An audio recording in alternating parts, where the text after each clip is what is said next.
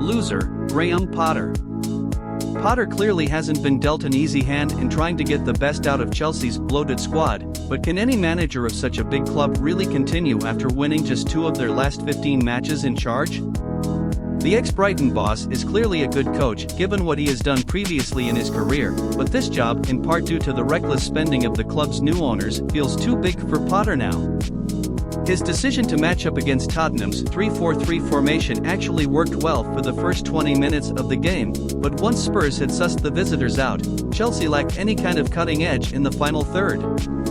Potter's desperation was summed up by him throwing Pierre-Emerick Aubameyang, a player who he has left out in the cold since the end of the January transfer window, on for the final 10 minutes to try to save the game, but the Blues never looked like getting back into it.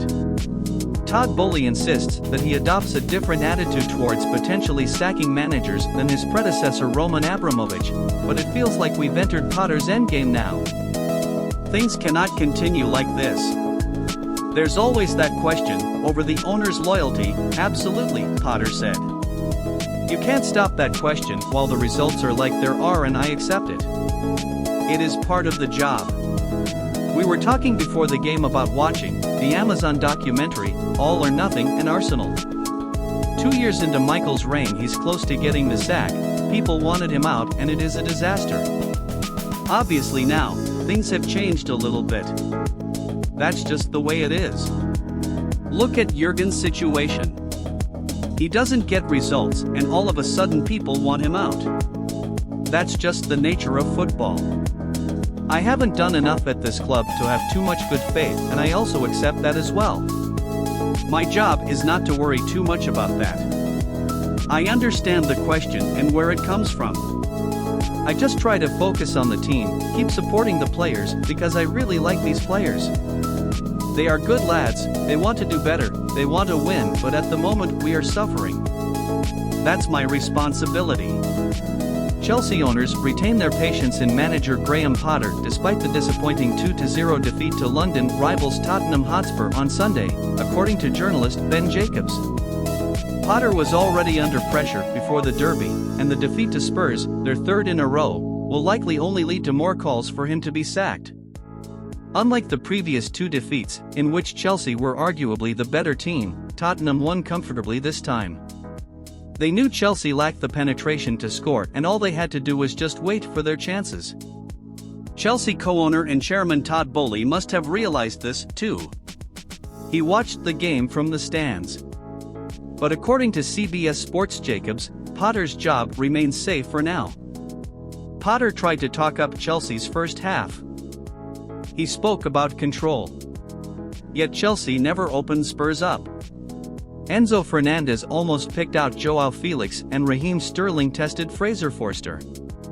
Clear openings were rare, and, despite the hosts initially giving the impression of doing their level best to rebuild Potter's relationship with Chelsea's fans, it was worth remembering that Spurs rarely make fast starts under Conte. Chelsea needed more from Kai Havertz in attack, but Potter is not making it easy for himself. Against Southampton he ignored Aubameyang, started Datro Fofana and substituted the 20-year-old at halftime. 8 days on, Datro Fofana was out, Aubameyang was on the bench, and Potter, who has a bloated squad, had made 6 changes again. There were some odd calls. There was a place on the left of the back 3 for Kalidou Koulibaly, who was also hooked at halftime against Southampton. Hakim Ziyech, who almost joined Paris Saint-Germain last month, was at right wing-back. Perhaps the confusion affected the officials. Heaven knows what the referee, Stuart Atwell, and the VR, Paul Tierney, were playing at after Ziyech pushed Emerson Royal in the face just before halftime. It was an obvious red card, and Atwell showed one, only to have a change of heart, check the monitor, and enrage Spurs by downgrading it to a booking. Chelsea, who lost Thiago Silva to a knee injury, could not capitalize on Ziyech's reprieve. Spurs were cagey at first, the attack limited with Ben Davies at left wing-back, but they were gathering momentum at the end of the first half. Wesley Fofana, Silva's replacement, had deflected Pierre-Emile Højbjerg's low drive onto a post, and Spurs eventually led. Chelsea had grown sloppy, with Fernandes misdirecting passes, Ben Chilwell guilty of a foul throw, and Reece James letting the ball slip under his foot. Spurs pushed. Dejan Kulusevski isolated Chilwell and released Royal. Kepa Arrizabalaga could not hold the right wingback's shot and Fernandez's clearance reached Skip, who shoved Felix aside. The midfielder has caught the eye since coming in for the injured Rodrigo Bentancur, and he made Felix pay by storming towards the area before crashing a superb shot in off the underside of the bar.